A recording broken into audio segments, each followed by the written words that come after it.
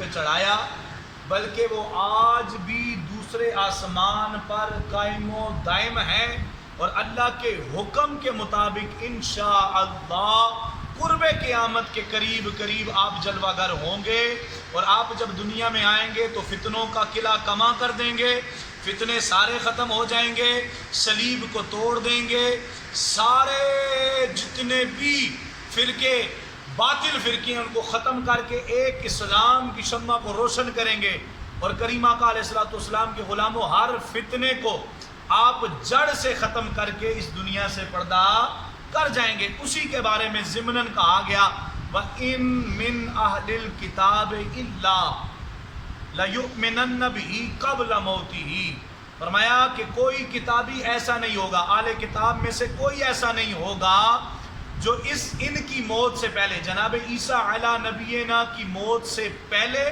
جب وہ زمین پر آئیں گے، لَيُؤْمِنَنَّ بِهِ قَبْلَ مَوْتِهِ، یہاں تک کہ آپ کی موت سے، آپ کے وصال سے پہلے آپ پر سارے اہل کتاب ایمان لے آئیں گے۔ کیوں؟ آپ جب حق لے کے آئیں گے تو باطل حق کو دیکھ کر حق کے ترازو میں اپنے آپ کو ڈال کر اپنی آخرت برباد ہونے سے انشاءاللہ بچا لیں گے۔ اس لیے اہل کتاب جو ہیں وہ آج بھی متذبذب ہیں، کیونکہ ان کی کتابوں میں کچھ اور لکھا ہے۔ آگے فرمایا وَيَوْمَ الْقِيَامَةِ يَكُونُ عَلَيْهِمْ شَهِيدًا، اور فرمایا قیامت کے دن انہیں شہید گواہ بنا کر ان کے اوپر پیش کیا جائے گا۔ ویسے تو میں نے آپ کو حدیث سنا رکھی ہے، آدم علیہ نبینا سے لے کے جناب محمد مصطفیٰ صلی اللہ علیہ وسلم تک جتنے انبیاء رسل پیغام خدا بندی لے کے آئے، ان تمام نے رب کائنات کی بارگاہ میں گواہی دینی ہے، اور کریم آقا علیہ الصلوۃ والسلام کی گواہی کا حال یہ ہے کہ فرمایا وَجِئْنَا بِكَ عَلَىٰ هَٰؤُلَاءِ شَهِيدًا، اے محبوبہ ہم نے تو آپ کو پہلی امتوں پر بھی گواہ بنایا ہے، اس امت پر بھی گواہ بنایا ہے، آدم علیہ نبینا سے لے کے قیامت تک آنے والے ہر امت محمدیہ کے شخص کی مصطفیٰ کریم جان رحمت گواہی دیں گے۔ اور اس بات پہ عقیدہ اپنا بنا کے رکھو، گواہ وہی ہوتا ہے جو موقع پر موجود بھی ہوتا ہے، جو مشاہدہ بھی کرتا ہے، جو دیکھتا بھی ہے۔ اگر کریم آقا علیہ الصلوۃ والسلام نے مشاہدہ کیا نہیں ہوگا، آپ کو خبر نہیں ہوگی، آپ کو علم نہیں ہوگا، تو آپ گواہی کس کی دیں گے؟ نہیں آپ سمجھے ہو؟ بابا جب میں مثال دیتا ہوں، ایک بندہ ہے وہ کہتا ہے جی فلاں موقع پہ میں موجود تھا، میں اس کی گواہی دوں گا، تو جج جو ہوگا نا وہ اس کی گواہی کو معتبر سمجھے گا۔ اب میں ایک موقع پہ موجود ہی نہیں ہوں اور میں کہوں میں اس کی گواہی دیتا ہوں، تو سب سے پہلے وکیل کہے گا آپ کی گواہی قابل قبول نہیں ہے، کیونکہ آپ عینی شاہد نہیں ہیں، آپ وہاں پہ موجود نہیں ہیں، اس لیے تمہاری گواہی قبول بھی نہیں ہے۔ تو میں نے کہا یہ تیری میری بات ہے کہ تیرے میرے اوپر یہ عقیدہ آتا ہے کہ میں موجود نہ ہوں تو گواہی دینے کے قابل نہیں رہتا، اور میں نے کہا کریم آقا علیہ الصلوۃ والسلام کی خصوصیات میں سے، شان خصوصیات میں سے، شان عظمت رسول میں سے ایک دیکھو تو مصطفیٰ کریم کل قیامت کے دن گواہی دیں گے۔ اب گواہ نے دیکھا کوئی نہیں تو گواہی کہے گی؟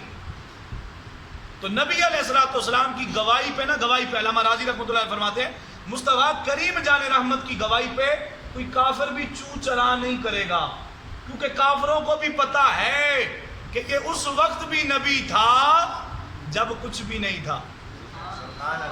کنت کنزا مخفیا فاحببت ان یعرفا، فرمایا او کما قال، مصطفیٰ کریم جان فرماتا ہے کہ رب فرماتا ہے کہ کنت کنزا مخفیا، میں چھپا خزانہ تھا، فاحببت، پھر مجھے محبت ہو گئی، فرمایا ان یعرفا، پھر میں نے محمد کریم کو بنا ڈالا۔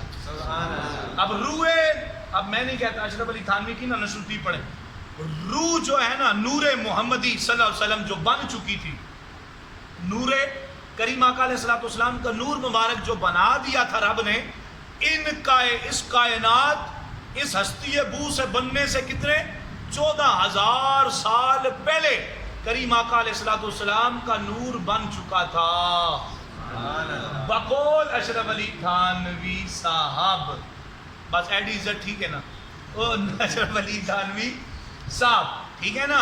انہوں نے یہ لکھا ہے نصر الدین میں کہ کریم آقا علیہ الصلوۃ والسلام کے نور کی پہلے تخلیق کی گئی. اسی لیے تو آدم علیہ نبی نا مراقی پڑھے نا نور الرضا کی شرح مراقی میں لکھا ہے, میرے استاد مکرم نے بھی نور الرضا کے حاشیے میں لکھا ہے کہ جناب آدم علیہ نبی نا کہ کبھی فرشتے آگے آ کے توجہ دیتے کسی طرف, تو آدم علیہ نبی نا پریشان ہو گئے. فرمایا اے باری الہ یہ کبھی آگے آ جاتا ہے کبھی پیچھے آ جاتا ہے, وجہ کیا ہے؟ فرمایا نبی علیہ الصلوۃ والسلام کا نور تیری پشت میں رکھا ہے, تو پشت میں جب وہ نور دیکھتے ہیں تو پیچھے آ جاتے ہیں, جب تیری پیشانی میں نور آتا ہے تو آگے آ جاتے ہیں. تو اب آدم علیہ نبی نے کہا اے باری الہ اس نور کو میں بھی دیکھنا چاہتا ہوں, پڑھ کبھی نور الرضا مراقی پڑھ تجھے سمجھ آ جائے. فرمایا میں بھی دیکھنا چاہتا ہوں. اب دو روایتیں, فرمایا ایک تو یہ ہے کہ آپ کی انگلی کے شہادت والی انگلی کے پورے میں نور داخل کیا گیا, ایک یہ ہے کہ آپ کے ناخن کے اندر داخل کیا گیا. روایتیں ہیں کہ نور آنا ثابت ہے, ٹھیک ہے نا, نور آنا ثابت ہے. اب جناب آدم علیہ نبی نے اس نور کو دیکھا, آپ بھی معطر طریقے سے آپ خوش ہوئے.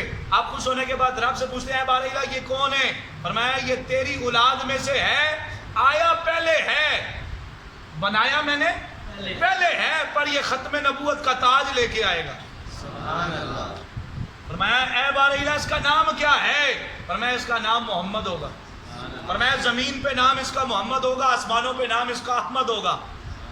فرمایا یہ وہ ہوگا کہ جس کے امتی کو یہ شان ہوگی کہ ہر امت سے اس کی امت افضل ہوگی, اور اس کی امت کا ایک صدیق سارے نبیوں کے بعد ہر امتیوں سے افضل ہوگا. لو صاحب لالوڑ اگلی گل میں نہیں کرتا, میں قرآن کی آیت تیار ہے. فرمایا جناب عیسیٰ علیہ نبی بھی گواہی دیں گے, عیسیٰ علیہ نبی بھی گواہی دیں گے. آگے فرمایا فَبِظُلْمٍ مِّنَ الَّذِينَ هَادُوا حَرَّمْنَا عَلَيْهِمْ, تو فرمایا فَبِظُلْمٍ, تو کتنا بڑا ظلم ہے, کتنا بڑا ظلم ہے, من الذین ہادوا, ان یہودیوں کی طرف سے, کہ جب انہوں نے ظلم کیا نا اتنا زیادہ حد سے جب تجاوز کر گئے, تو حرمنا علیہم, تو اللہ نے ان کے اوپر نا طیبات ستھری چیزوں کو حرام کر دیا. ان کے اوپر ستھری چیزوں کو جو حلال تھی نا احلت لہم, ان کے اوپر حرام کر دیا. وبصدہم عن سبیل اللہ کثیرا, اور ان میں سے بہتوں نے اللہ کے راہ سے لوگوں کو روکا. اب کیسے؟ جس طرح کے کریم آقا علیہ الصلوۃ والسلام کے غلاموں کریم آقا علیہ السلام تبلیغ کرتے نا, تو یہودی نئے سے نیا فتنہ لے کے بیٹھے ہوتے, کبھی کیا کہہ دیتے, کبھی کیا کہہ دیتے. اب چھوٹی سی بات, کبھی کہہ دیتے یہ گھر میں خود بناتا ہے, رات کو بناتا ہے, بات صبح آ کے بیان کر دیتا ہے, نعوذ باللہ من ذالک, یہ کلام خدا نہیں ہے, یہ کلام مصطفیٰ ہے. وہ یہ کہتے تھے کلام محمد بن عبداللہ ہے, تو رب کائنات نے فرما دیا یہ کلام نہ نبی کا ہے بلکہ یہ تو کلام رب کا ہے. نبی تو خود بولتے ہی نہیں ہے جب تک رب نہ کہے. نہیں سمجھ آ رہی آپ کو؟ او بابا نبی تو خود بولتے ہی نہیں ہے جب تک رب وما ينطق عن الهوى ان هو الا وحی یوحى. فرمایا جب تک رب نہیں کہتا یہ نبی بھی نہیں بولتا ہے, جب رب کہہ دیتا ہے پھر بول دیتا ہے. کبھی مسلمانوں کے حق میں یہ قرآن ثابت کرتا ہے کہ ان کو جنت دی جائے گی, کبھی منافقوں کے لیے وعید آ جاتی ہے کہ انہیں جہنم دی جائے گی, کبھی کافروں کے لیے آ جاتی ہے انہیں کافر میں کفر کی وجہ سے انہیں عذاب دردناک عذاب دیا جائے گا. فرمایا یہ تمہارا کلام نہیں ہے, اے محمد پریشان نہ ہو, یہ رب محمد کا کلام ہے صلی اللہ علیہ وسلم, یہ رب محمد صلی اللہ علیہ وسلم کا کلام ہے. اس لیے یہودی ٹین باندھنا یہ آج ہمارے یہاں بھی نا یہودیوں کا کلچر ہے, نصرانیوں کا کلچر ہے کہ مسلمانوں کو توڑنے کے لیے نا مسلمان کے پیچھے کوئی ایسی بات چھوڑ دو مسلمانوں کے ذہن میں بھی نہ آئے. اور ہمارے مسلمان بھی پاگل, وہ جدھر کی بات آتی ہے نہ کوئی تحقیق ہوتی ہے. اور نعوذ باللہ من ذالک, یہ بھی میں آپ کو بتا دوں, سوشل میڈیا آپ آسانی کے ساتھ نا, اور جڑا بیچارہ آنکھاں بلنا اٹھنا نا وہ بھی موبائل کھول کے سوشل میڈیا شروع ہو جاتا ہے. اب اسے نہیں پتا یہ جو روایت آ رہی ہے, یہ قول آ رہا ہے, یہ قرآن و حدیث سے ثابت ہے کہ نہیں. اب کتنے قادیانیوں نے اپنے راستے کھولنے کے لیے کتنے اقوال, کتنے قول کاپی پیسٹ کر کے فیس بک پہ چھوڑے ہوئے ہیں, سوشل میڈیا پہ چھوڑے ہوئے ہیں.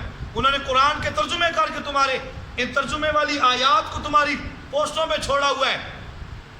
کیا وجہ ہے؟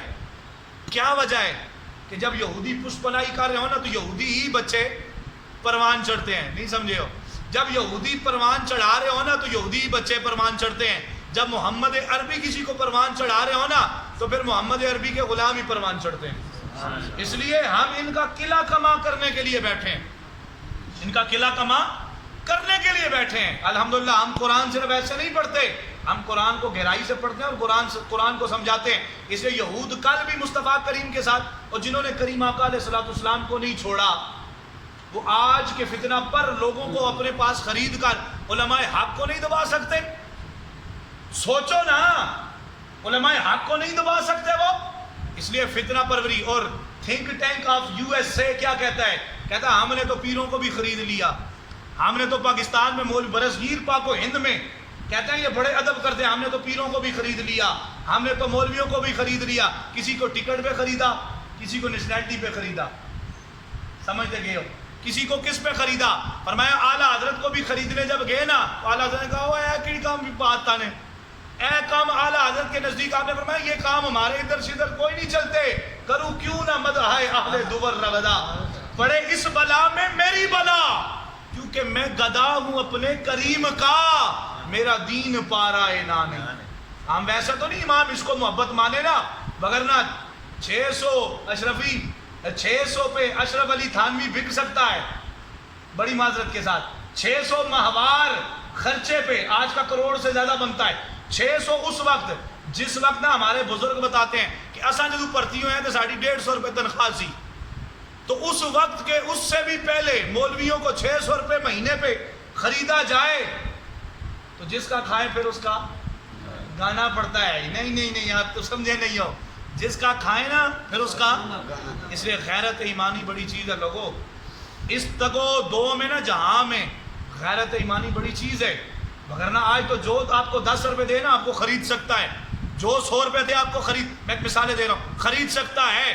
وہاں تو 600 دے کے خریدا گیا, اور خریدنے سے پہلے اشرف علی تھانوی کا عقیدہ سن, ویڈیو ریکارڈ ہو رہی ہے آپ کے سامنے, یہ ویڈیو بھی شک جا کے ان لوگوں کو جا کے پوچھو کیا استادوں نے غلط کہا صحیح کہا.